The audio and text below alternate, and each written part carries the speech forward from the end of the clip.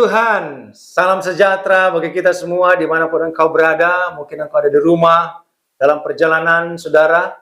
Jumpa lagi dalam podcast GPD Gereja Karang Mulia segmen Rahasia.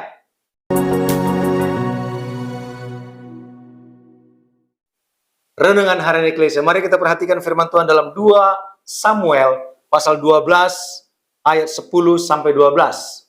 Firman Tuhan berkata, oleh sebab itu pedang tidak akan menyingkir dari keturunanmu sampai selamanya. Karena engkau telah menghina aku dan mengambil istri Uria, orang Het itu, untuk menjadi istrimu. Beginilah firman Tuhan bahwasanya malapetaka akan kutimpakan ke atasmu yang datang dari kaum keluargamu sendiri. Aku akan mengambil istri-istrimu di depan matamu dan memberikannya kepada orang lain.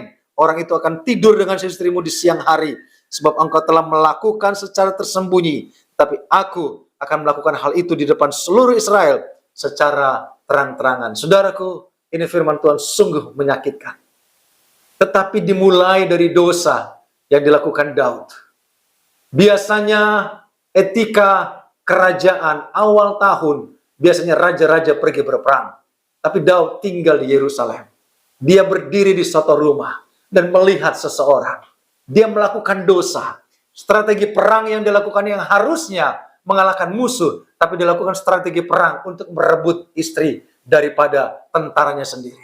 Tetapi ayat ini datang melalui Nabi Nathan kepada Daud, bahwa apa yang dilakukannya ada konsekuensinya, bahwa pedang tidak akan pernah lepas dari seisi rumahnya, keluarganya, keturunannya, bahkan istri-istrinya pun direnggut di hadapannya. Saudaraku, apa yang dilakukan Daud secara tersembunyi akan Tuhan paparkan secara terbuka. Ada banyak orang berpikir apa yang dia lakukan, dosa yang dilakukan, Tuhan tidak akan pernah ungkapkan. Tetapi selalu ada resiko dari segala sesuatunya. Jangan kita berpikir dosa yang kita lakukan tersembunyi dan tidak akan pernah diungkapkan. Saudaraku, biasanya lewat ini, apa yang dilakukan seseorang, dia akan terima semasa dia hidup. Bukan setelah dia meninggal. Tetapi semasa dia hidup, dia harus melihat konsekuensi dari dosa itu, baik untuk dirinya maupun untuk seisi rumahnya. Saudaraku, konteks dosa, resiko dari dosa, itu harus dia terima sesuai apa yang dikatakan firman Tuhan lewat Nabi Nathan kepada Raja Daud. Secara tersembunyi, engkau lakukan dosa, sampai terang benderang, Allah akan singkapkan di hadapan banyak orang. Oleh itu, saudara, jangan berkompromi dengan dosa.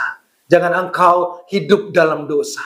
Engkau tinggalkan dosa itu. Daud melakukan ini sehingga dia harus menerima konsekuensinya di matanya pada saat dia masih hidup. Saudara, ini firman Tuhan. Mari tinggalkan dosa. Jangan hidup dalam dosa. Jangan sampai akibat dari dosa itu kita harus menerima konsekuensi yang fatal. Bagi dirimu, mungkin bagi keluargamu. Kalau engkau mengasihi dirimu sendiri, kalau engkau mengasihi sisi rumahmu, kalau engkau mengasihi keluargamu, jangan sampai dosamu tertimpa dalam kehidupan mereka. Cepat bertobat, cepat tinggalkan dosa, cepat hidup dalam kebenaran Tuhan. Ini firman Tuhan bagi kita, kita berdoa, Tuhan terima kasih buat kebenaran-Mu, biarlah kami hidup dalam kebenaran Allah. Jangan sampai kami Tuhan, apa yang kami lakukan secara diam-diam akan disingkapkan secara terbuka. Dosa itu jangan sampai matang dan membuat kami menerima kebinasaan. Bahkan konsekuensinya pada saat kami masih hidup, bagi kami maupun bagi keluarga kami. Tuhan ampuni kami, kamu tinggalkan dosa kami dan hidup dalam kebenaran. Dalam nama Yesus, haleluya, amin. Puji Tuhan, tetap hidup dalam kebenaran Tuhan. Tuhan Yesus memberkati.